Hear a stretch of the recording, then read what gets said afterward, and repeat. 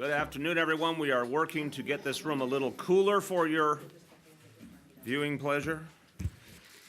And we are thrilled to be here with these beautiful children, which reminds us of why we all do this work. It is great to be at PS5 here in Washington Heights. There's a special focus at this school, helping particularly immigrant families to flourish, helping children, many of whom are not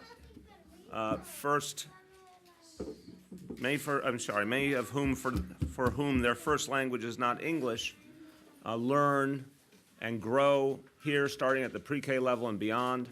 This school specializes in helping every kind of family move forward, and it's a perfect place to talk about pre-K and about making sure that every kid is ready to flourish in school. And this week is going to be a very important week for parents all over the city and for kids all over the city. It's going to be a week when families get a very important letter. And starting this Wednesday, June 10th, nearly 70,000 families across New York City will learn where their children have been offered pre-K seats. Almost 70,000 families will find out starting on Wednesday, June 10th. Let me thank everyone who is here with us and has helped us to put together today's gathering. I want to thank the principal of this great school, Wanda Soto, the assistant principals, Christopher Anest and Luisa Ariza, and I want to thank Randy Herman, the first vice president of CSA, and Manny Ramirez, the local superintendent. We thank them all. Now, for the first time in the history of this city, we will have a full-day, high-quality pre-K seat for every child who needs one, every single child. And we have been adding seats starting this school year, and we'll be adding a lot more in the next school year to make sure we can accommodate every child. Here at PS5, 54 seats were added as this school year began. 54 more seats this year than existed in the past. That's going to continue all over the city at public schools and at community-based learning centers and a host of other locations to give us the capacity to reach every child.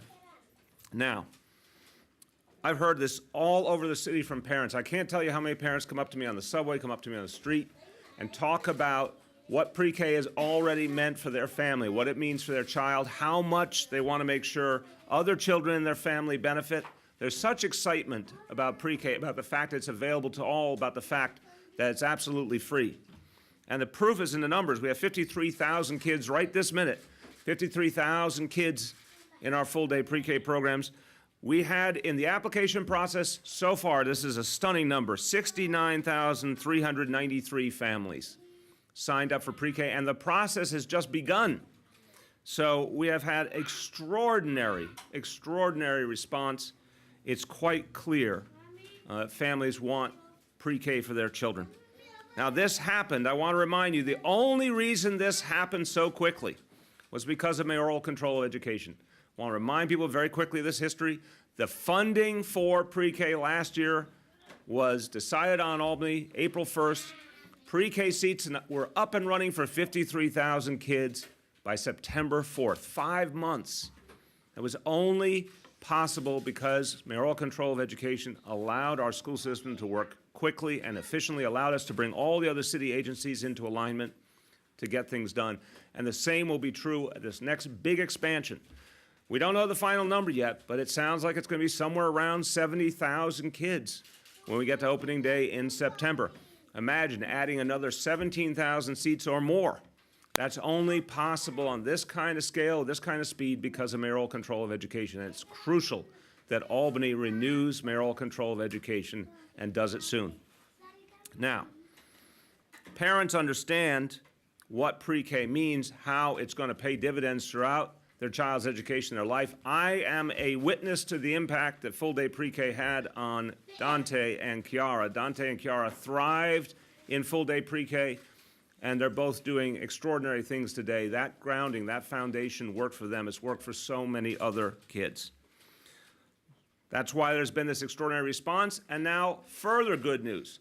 So, huge number of families applied for pre-K, and they had an opportunity to rank their choices. And here is the good news. Of all those who applied across the city for pre-K for their children, 70%, 70% got their number one top choice of location for their child. 82% got one of their top 3 choices. So we're very, very proud of the kind of results we've been able to have already in this process, getting parents to where they want to be for their children. Now, every family, 100% of families received an offer of a seat at a high-quality program. So literally every family that applied got an offer of a seat. We made sure it was as close to their home as we possibly could make it. But again, that's round 1. Round 2 is coming up soon, begins in 2 weeks on June 22nd and will last until July 10th. There will be additional seats available and further opportunities for parents to get the kind of match they're looking for. And every family will have a right to speak to a dedicated enrollment specialist, someone who will work with them until they get the seat that's best for them. We won't stop until every child is in the best conceivable option for them. Now, this is a special moment.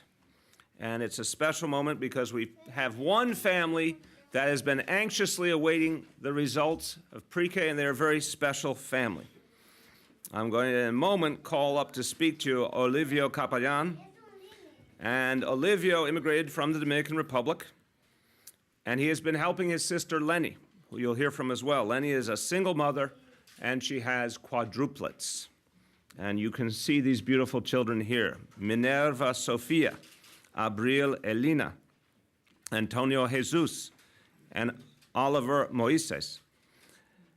These 4 beautiful children, a blessing to this family and to this city, but all simultaneously qualify for full-day pre-K. So you can imagine the concern that Lenny has had and Olivio has had about making sure that these children had an opportunity for pre-K. So we asked them to come in early to join us. And I would remind you, like so many families all over the city, if they had to find full-day pre-K and pay for it personally, in this city that's often $10,000 or more for a single pre-K seat. So for these 4 beautiful children, it would be $40,000 or more for just 1 year. That's what would have been the impact. You can imagine the opposite. If they have the pre-K seats in a safe, positive learning environment, what a relief to this hard-working family. So, the moment of truth has come to find out how many of these children may be lucky enough to get into pre-K. Now, at this point, it's like Academy Award style. I'm supposed to be handed the letters.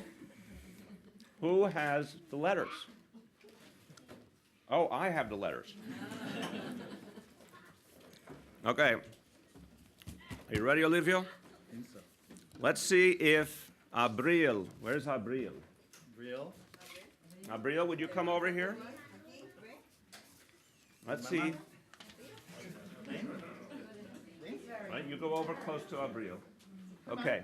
Okay, Abril's come to you. Okay. We are proud to offer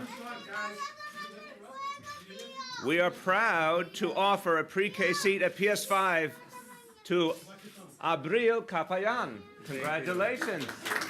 Congratulations, Abril. Now, let's see what happens for Antonio. Antonio. Ven. Come on. Ven, Papa, ven. His child. Antonio, we are proud to present a pre-K seat at PS5 to Antonio Capellan. Congratulations. Now, how about Minerva? Minerva.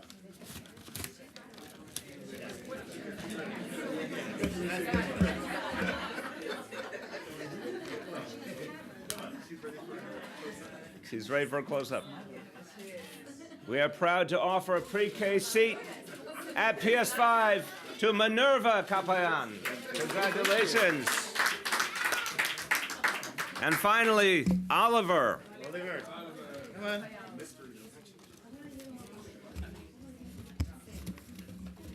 This is like,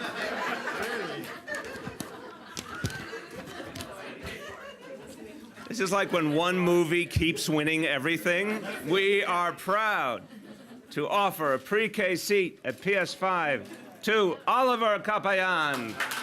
Congratulations.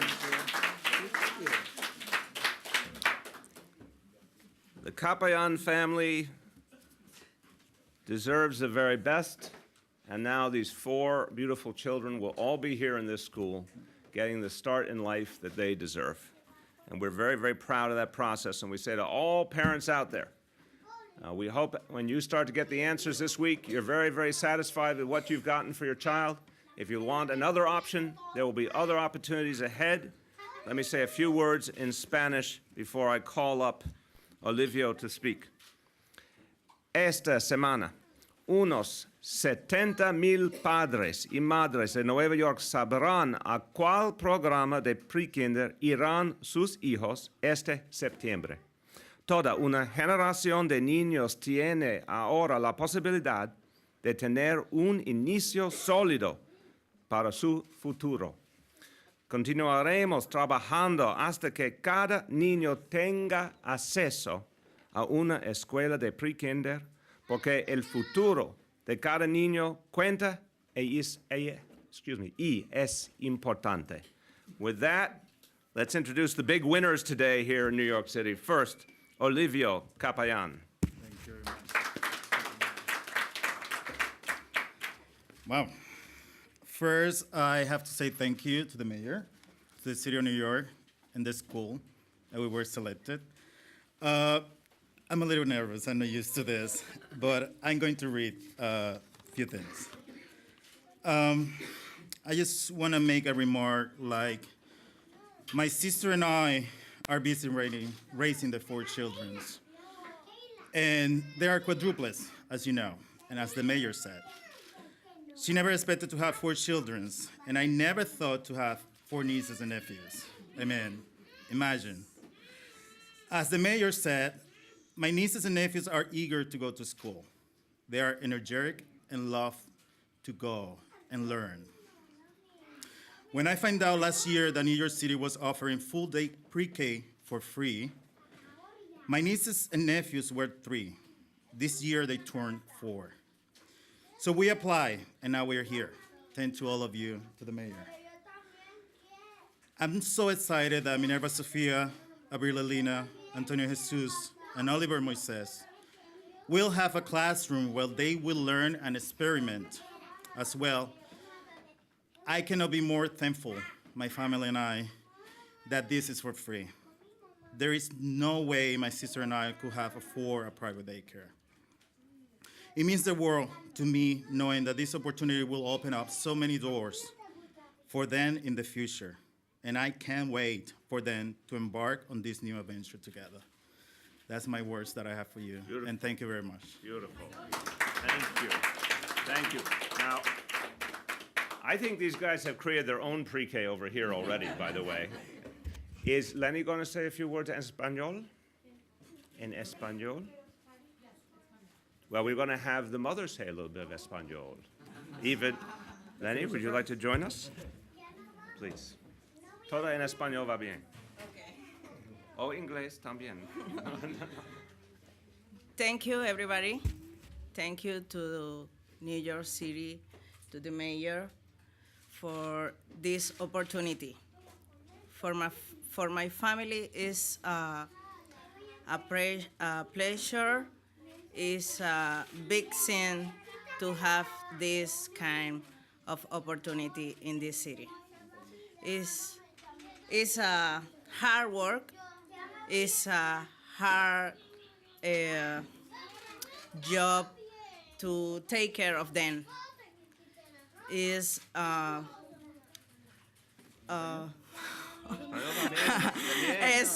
it's very expensive to take care for a school for my children. Very, very expensive. I'm sorry. Es una oportunidad muy importante para nosotros. Estamos muy agradecidos de la Escuela del Mayor de la Ciudad de Nueva York por por esta oportunidad que nos dan, por este regalo. Es un regalo. Y exhortamos a todos los padres que hagan sus aplicaciones, que busquen los lugares adecuados, porque la oportunidad está y las puertas están abiertas. Para todos, inmigrantes y no inmigrantes, las puertas están abiertas. Muchas gracias. Well done. Well done, both English and Spanish. Thank you. Well done. Excellent. Excellent. Well, now I want you to hear from... Oh, yes, let's give the family a chance. What? Why don't we have the whole family together take the picture first? So we'll step aside. Let's... Lenny and Olivia, why don't you get by the kids so that our friends in the media can get all of you together?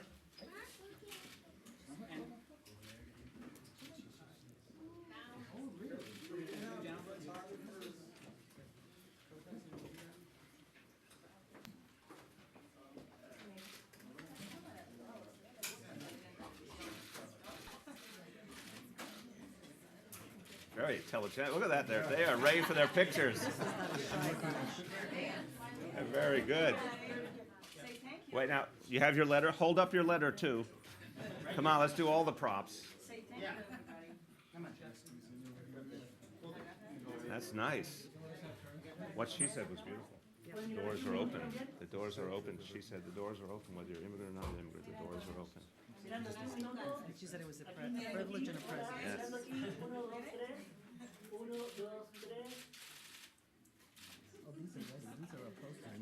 Isn't that beautiful? Okay. Excellent. Excellent. Well done. Congratulations. ¿Cómo está usted? Yo estoy muy bien, no por ahora, ¿verdad? Y todo está saliendo en No sé, no. poco a poco.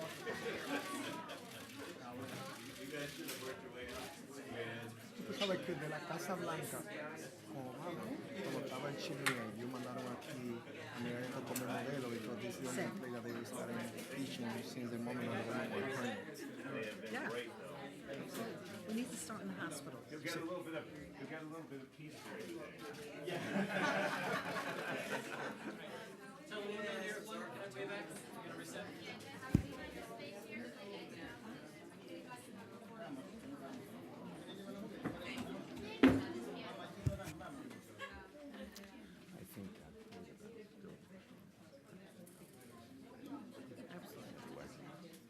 What a difference it can make for their children.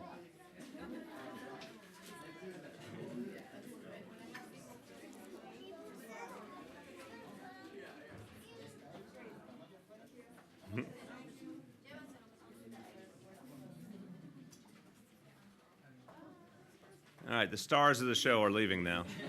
You're left with us.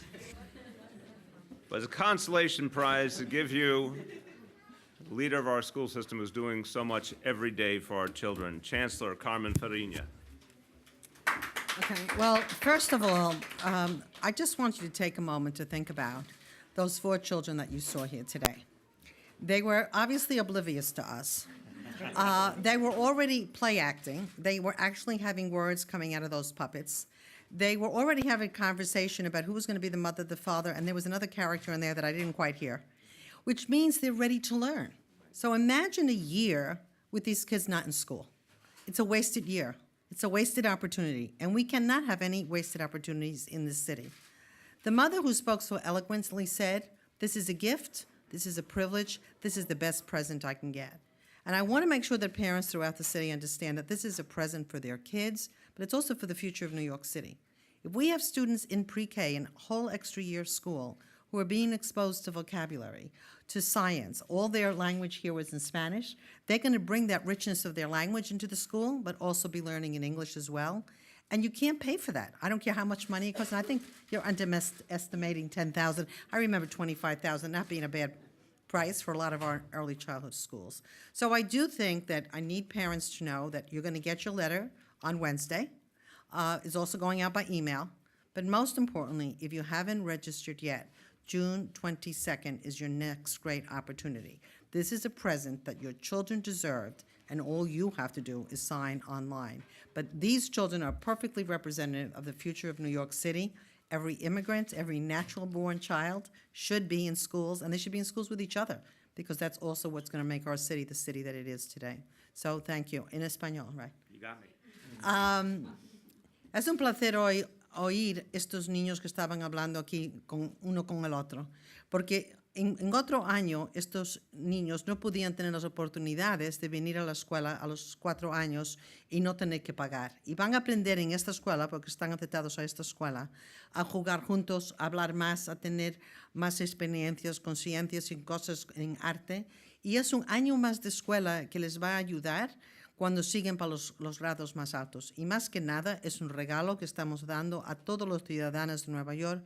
Y como dijo la madre, no tienes que ser inmigrante, pero los inmigrantes tienen que saber que esto es un privilegio y un regalo. Y después de esta semana, si no se registraron, el 22 de junio es otra oportunidad para registrarse.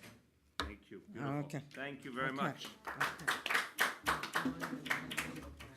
Well, I remember when I started talking to Richard Bury about what we hope to create with pre-K. It was extraordinary to think about 53,000 kids the first year, but we would often talk about what that next year would look like. And we didn't know how many people would apply. We were in uncharted territory. And I would have conversations with Richard the last few days over the numbers just climbing and climbing and climbing. The response has been overwhelming, and I give Richard tremendous credit for what he has done to build this system out so rapidly and to address the needs of parents all over the city. So I congratulate you and welcome Deputy Mayor Richard Bury. Good afternoon. Good afternoon. So again, I just want to start, first of all, by thanking Mayor de Blasio for his incredible leadership and vision, because we would not be here but for your bold vision to make sure that every 4-year-old got a wonderful start on life through full-day pre-kindergarten. Of course, the Chancellor and her team at DOE and all the city agencies who've been a part of making pre-K for all successful. And I also want to thank Juan DeSoto and PS5, a wonderful school that I have a long personal history with. And thank you for hosting us here today. So last year, as the mayor said, we announced 53,000 children in pre-K, full-day pre-K. I did not think we could be any more excited than we were then. But it is wonderful to be here on the cusp of having a truly universal full-day pre-kindergarten system. As the mayor and chancellor said, 82% of families who applied in round one got one of their top 3 choices. That is really an amazing, amazing result. And the main thing we want to let parents know is that if you've applied in the first round, the mayor and chancellor said, beginning Wednesday, you're going to get a letter in the mail as well as an email if you applied online, as most parents did, which will tell you about your offer. Again, 85% of families will receive an offer that they've requested. They'll receive an offer that they requested, but the rest will not receive an offer that they requested, but they will receive a high-quality offer based on your location. So we found you the seat closest to your home. What we want to make sure everybody does is to pre-register by Friday, June 19th. It's very important. If you pre-register by Friday, June 19th, we can guarantee you your seat. But if you don't pre-register by that day, schools that have waiting lists can begin pulling families off their waiting lists. The second thing I want to remind people that was been already said is the next enrollment period that starts June 22nd. If you did not happy with the match that the offer that you received, you have another chance to find a program that works for you, whether or not you received a match in the first round that you asked for or didn't. Beginning June 22nd, you have an opportunity to go online. There will be thousands of additional seats available that were not in the first round match. There are plenty more options throughout the city. And I just want you to know that we're going to work really closely with you to make sure that you find a program that is right for you. If you did not receive a match to a program that you requested, if you did not receive that match, you're going to get a call. You're going to get a phone call from one of our enrollment specialists. There's a tremendous team of professionals that have been working over the last year to really get the word out for pre-K, to handhold families through this process. So you will have someone to help you find a place that's right for you. And that's the promise that the mayor's made, the promise that the chancellor's made, the promise that I'm making. You will find a great full-day pre-kindergarten option for you even if you didn't get one of the choices you selected, and in some cases it was because some families only selected one or two choices. If you did not get one of your selections, we're going to work with you hand in hand to find the program that's right for you. Families should go to nyc.gov/pre-K, both to apply in the second round, to make sure you understand how the pre-registration process works. Again, any family born in 2011 can apply in the second round, whether or not you applied in the first round. Again, starting June 22nd. You can go online right now, see the offers that were there earlier.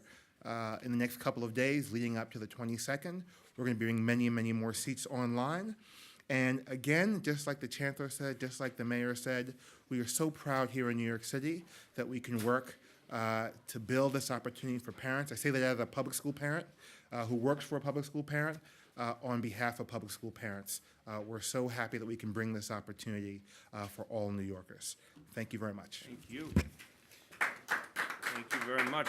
And finally, I have to say we had such tremendous support in achieving pre-K to begin with, and then even more importantly, in implementing it and reaching parents and letting them know what an extraordinary opportunity it is.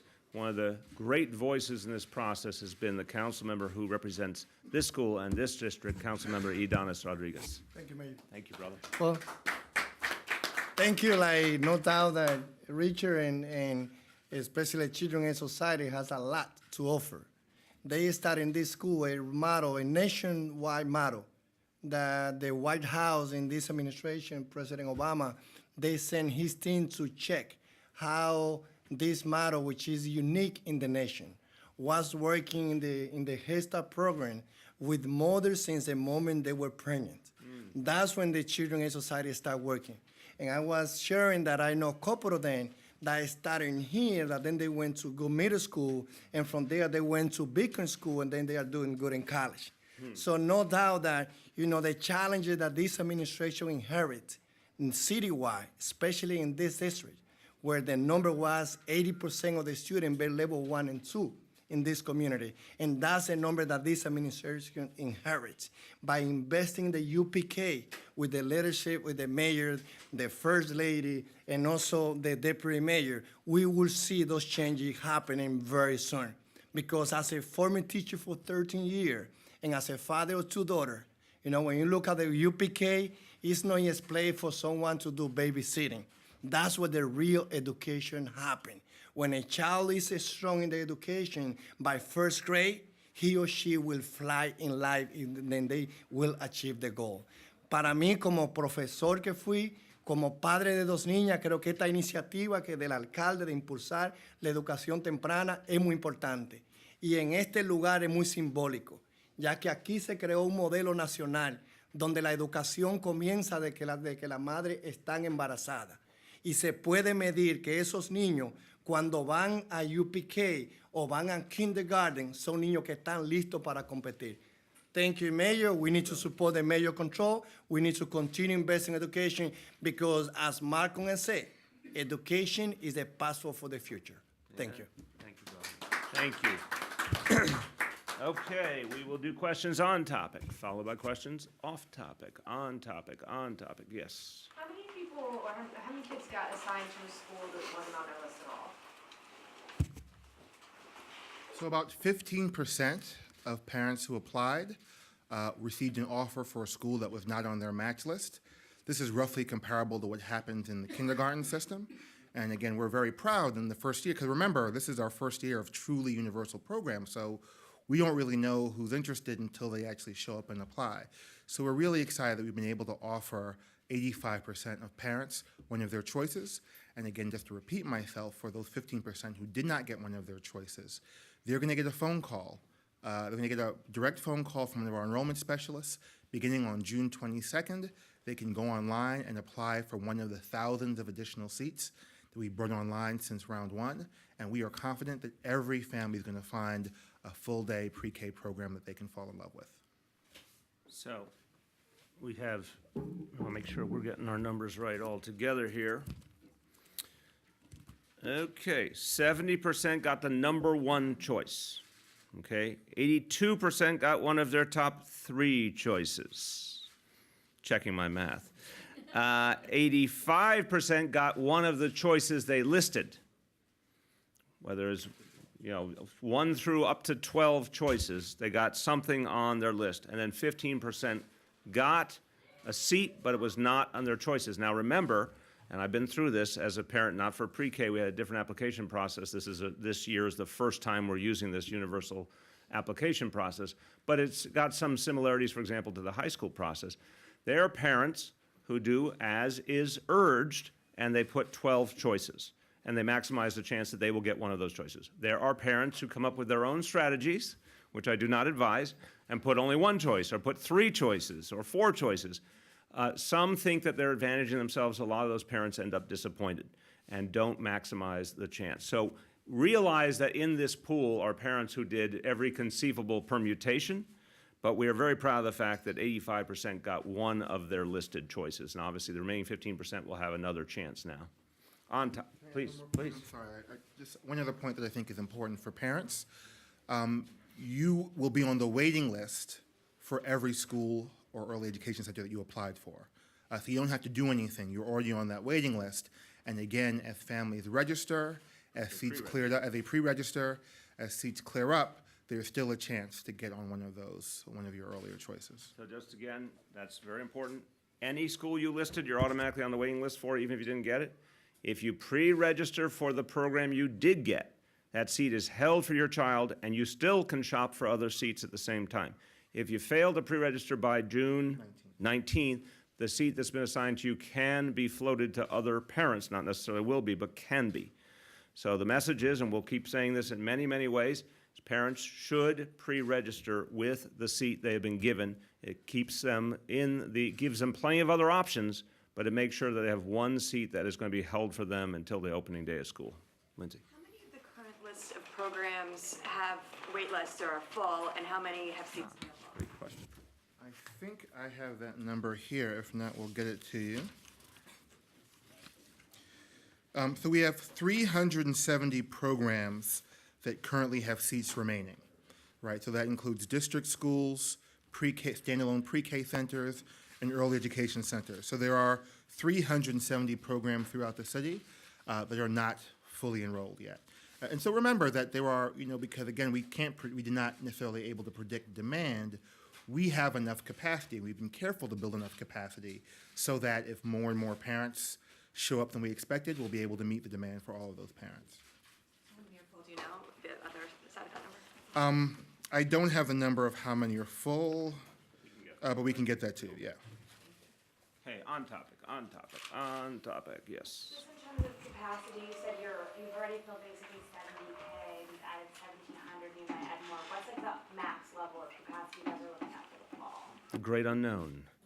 I mean, we originally said that the vision was, based on previous research, could go as high as 73.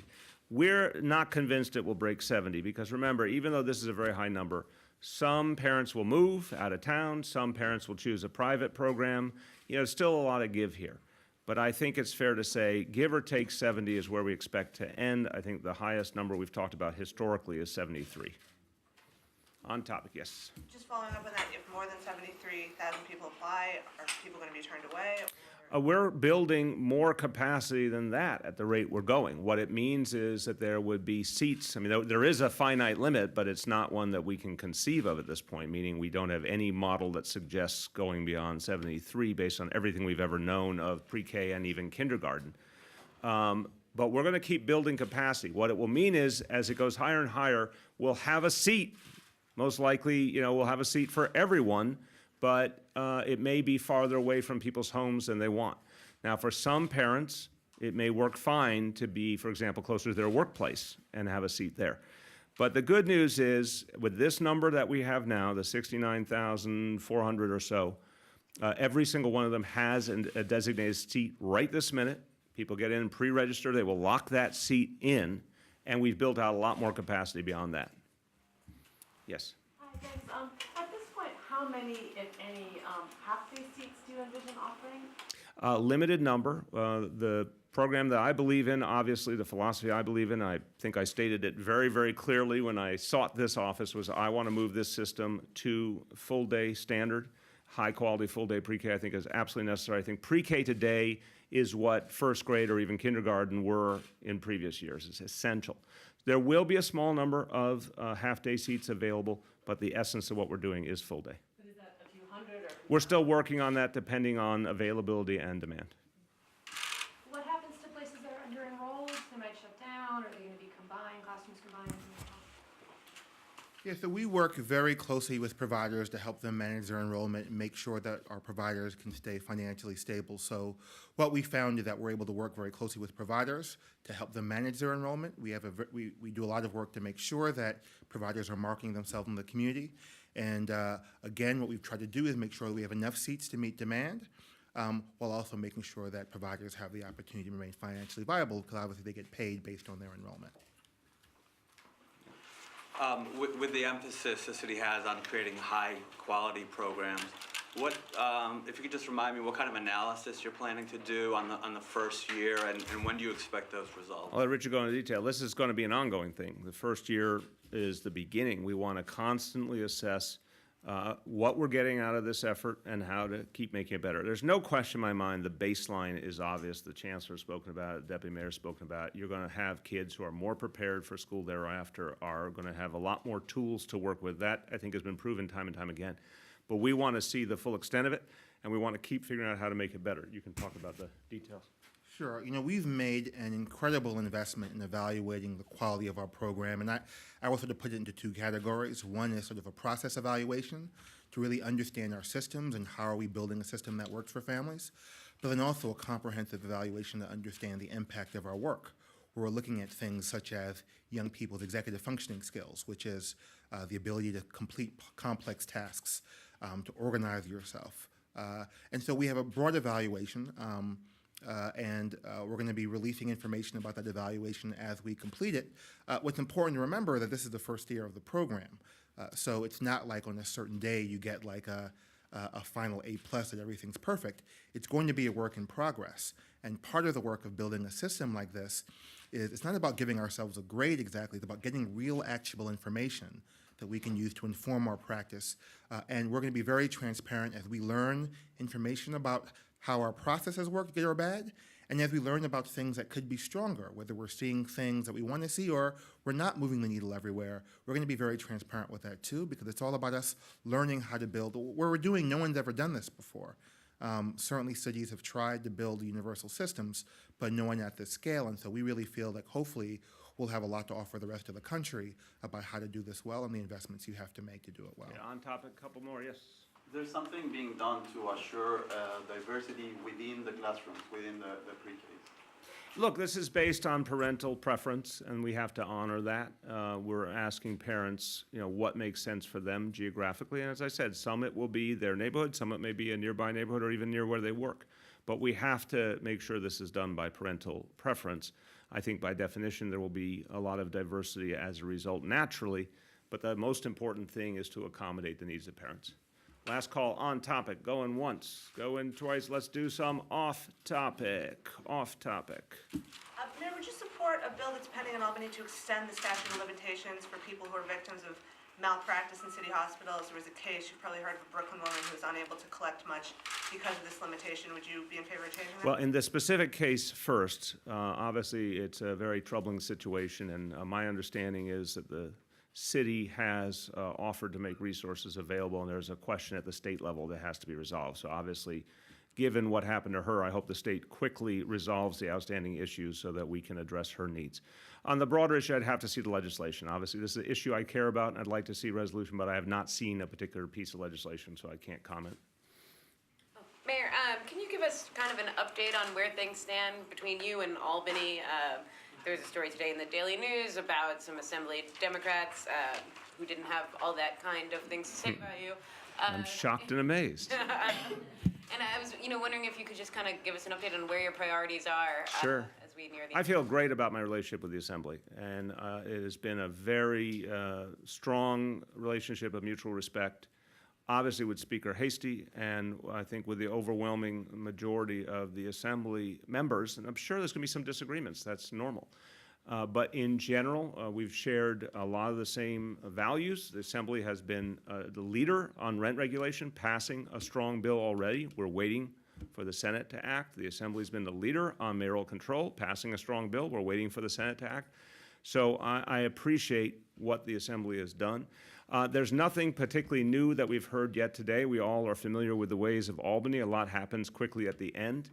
But I made very clear we need, the 3-year mayoral control bill, and I'm happy to ensure that there are transparency efforts on our part to keep Albany well informed. But it cannot be a bill that ties our hands in terms of doing the work of our schools, and it has to really represent the true value of mayoral control. That's such a clear consensus belief here in this city and has worked well.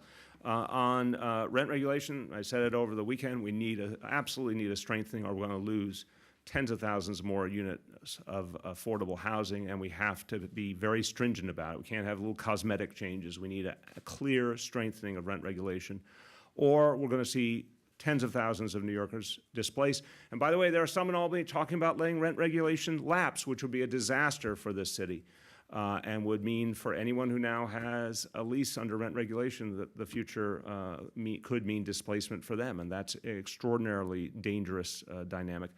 And then 421A, as I said over the weekend, I presented a plan that I think is a fundamental reform in the interest of taxpayers, would help us create a huge amount of affordable housing, enough for 160,000 families. But if Albany is not going to improve and reform 421A, then we should get rid of it. I think it has to either be reformed and kept or done away with. So I said either mend it or end it. Dave? Mayor, on Wednesday, your summer all out with the police department starts on Wednesday, I think. But the importance of that program in turning around some of these numbers for you, in your opinion? Well, it's starting this week, and I will check the exact hour and the exact day to make sure you're up to date. But I think it's going to be crucial. Hundreds of officers being moved to where the need is greatest. And so I want to really make sure we're all communicating here on this point. I go over every day the shootings, where they happen, the murders and where they happen, and I feel each one, and I want to make sure we are addressing any new problem, any new trend very, very aggressively.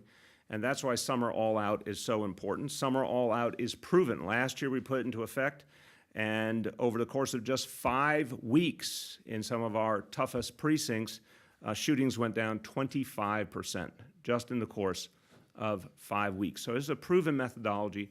People will start to feel the effect of it this week and this weekend, and we know it'll make a difference. As I've said, the problem, I care about each and every problem, each and every neighborhood, but the problem is localized. It is a handful of precincts, and it is specifically a problem related to gangs and crews. So our officers will focus like a laser on those particular challenges. But if you put this into perspective, and I think we have not had enough perspective in this discussion lately, even the case we have now with the exact number of murders we've had to date, and I'm going to fight to bring that number down, as is NYPD. But the number of murders to date this year is 32% lower than 5 years ago at this exact same time. 32% lower than just 5 years ago. 83% lower than 1993. So there have been some voices of hysteria missing the fact that there's an overall trend here, and the credit goes to the NYPD, and the credit goes to people at the community level who have been fighting crime for years and years. We are structurally changing the dynamics of crime in this city, and if you look at the numbers, it's overwhelmingly true.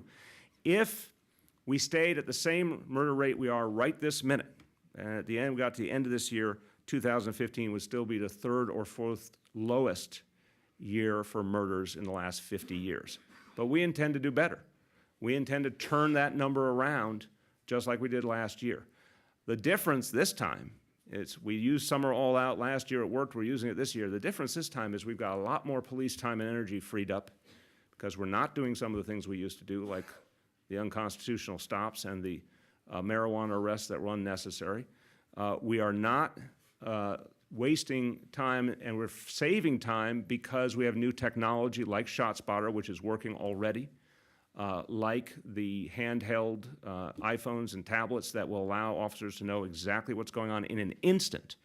So much is changing right now, and I'm convinced that's going to lead to more and more effective policing by NYPD. So I want people to stay tuned and watch how these numbers evolve. Yes, sir. Khalif Browder committed suicide on Saturday. I was wondering your thoughts on his passing, and have you reached out to the family? I look forward to speaking to the family. This is a tragedy if ever there was one. This is very, very painful, and a lot of us got to know the details of what he went through, and there's just no reason he should have gone through that ordeal. And it's a tragedy, and it has touched so many of us, and it's going to lead to change. I wish we had not lost him. This is a tragic loss. But once his story became public, it caused a lot of people to act. And a lot of the changes we are making at Rikers Island right now are a result of the example of Khalif Browder. So I deeply wish we hadn't lost him, but he did not die in vain. Can you update us on the negotiations around extending the school day for the 94 renewal schools and address some of the concerns that have been raised by principals in those schools and how some of the longer day terms will make it hard for them to manage? Well, I would ask you to direct that to the chancellor and her team for a detailed answer. I mean, the broad answer is we've said from the beginning that adding that additional period of school, on top of which we will add after-school programs, is essential to turning these schools around. And by the way, I think there's a strong view throughout the education community of this country that one of the ways to address a situation where the quality education is not what it should be is to add time on task. So we're doing something I think that's been proven.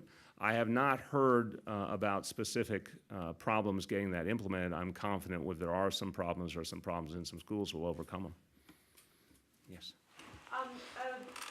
The Staten Island Economic Development Corporation has proposed that a $175 million aerial tramway be built from Lower Manhattan to Staten Island, a tramway similar to the one that goes to Roosevelt Island. I was wondering what you thought about potentially, the city getting involved in developing that tramway, whether or not you think it's a good idea. I haven't seen the proposal. I'd have to look at it. I mean, any proposal for how to move people around is worth examination, but I haven't seen the specific proposal, so I'll have to get back to you. Mr. Mayor, the two escaped prisoners, Yes. obviously a long way from here, but Yeah. the governor and others have said, like, at this point, they could be anywhere. Two-part question, are there any indications they've had any contact or sense of have connection to the city? And then secondly, has the NYPD has offered assistance in the search? First of all, I know of no information that suggests that they have made contact with anyone here or are in any other way related here. As you know, both of them are from upstate New York. Second, NYPD is in constant communication with state police and coordinating with them on a number of things, so this would certainly be among them. Has there been any suggestion to lend manpower for the search? There's been no such request that I've received. One more PK question, if you don't mind. Sure. Has there been a bump, this might be for Deputy Mayor Bury, was there a bump in Orthodox Jewish neighborhoods after the rules on prayer breaks were softened? I don't have specific numbers on the bumps in the Orthodox Jewish community. What I can confirm is that we have lots of Orthodox Jewish families and lots of providers who are part of our pre-kindergarten system. And we're very excited to know that our system is one of the most diverse in the country. It involves all sorts of providers, private and public, and we think it's one of the strengths of our system. I don't have specific numbers on the Orthodox Jewish enrollees. We don't, as you can imagine, track it quite that way. But we've gotten good feedback that there are lots of families, again, but some families will choose not to, and that's okay too. For some families, it won't make sense. For some providers, it won't make sense, and that's okay. We just want to make sure that we're providing as many options as we can. Mr. Mayor, wondering if you know anything about what's happening at the International High School at Lafayette. We had students telling us they were getting credit for they were getting science credit for taking math classes because there was no science teacher. Just wondering if you're looking into it and if it's true, how serious. I don't know. I don't want to say if it's true or not because I know an investigation is underway. So we want to get down to the bottom of that. But until we've done our investigation, I can't surmise. We can do two here. Go ahead. Just to follow up on the question about Khalif Browder, just wondering if you think this underscores a need for some of the reforms that have been proposed, like Melissa Margarito's bail fund, that would be aimed at getting people who can't make bail, as Mr. Browder could not, out of jail.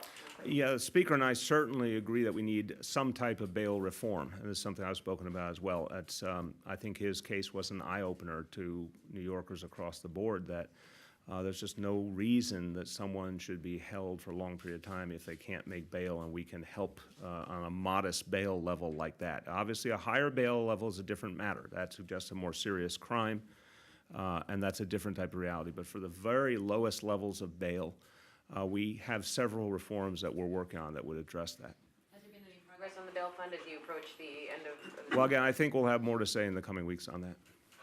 Several subsidies that help boost business activity downtown are set to expire at the end of the month, like the real estate tax abatement. They're approved by Albany, but the city has to pay for them. Should they be renewed? I have to always want to be scrupulously careful when I don't have the details on something, so on the specific subsidies for downtown, we'll get back to you with a specific response. I want to differentiate that from the broader issue of 421A, where I obviously have said if we don't make reforms, we should end the program. But on the lower Manhattan subsidies, which obviously are an area of concern, we'll get you a specific answer. Thanks, everyone.